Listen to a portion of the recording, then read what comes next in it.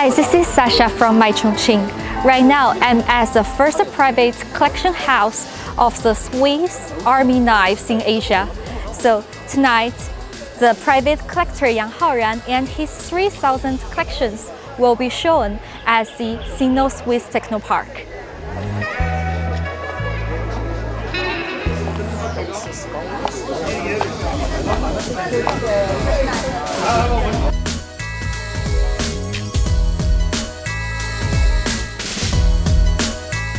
Can you talk a little bit more about the army knives from the Switzerland?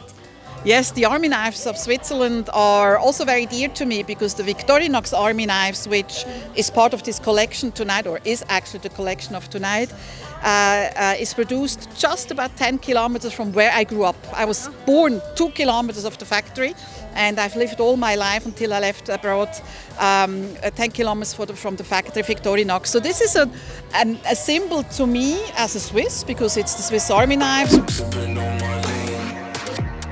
我心里边想念的文件物脑的一个宝贝，他现在在当送这样的这种产品。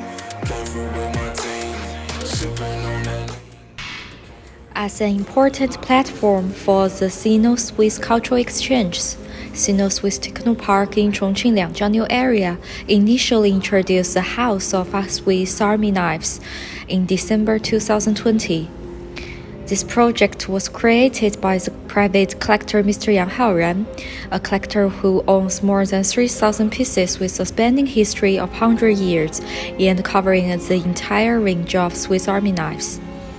This collection house is currently the largest in Asia with the richest collections. When it comes to its products, and of course the Swiss Army knives.